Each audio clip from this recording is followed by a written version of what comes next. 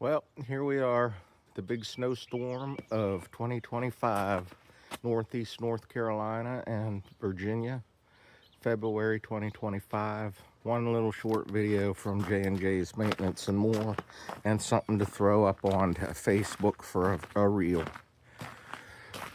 We got a good amount of snow. We got about 10 inches. The birds are loving it. They're loving the bird feeder today. They are. So we'll start shoveling some of this, but it's supposed to be in the 60s next week, so I'm not going to worry about it too much.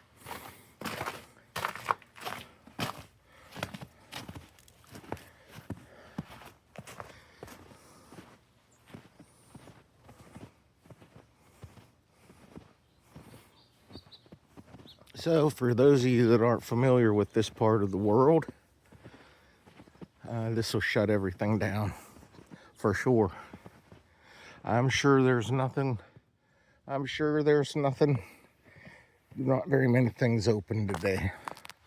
But got the RV under the little RV port. Got about 10 inches of snow. And we got the wood burner going.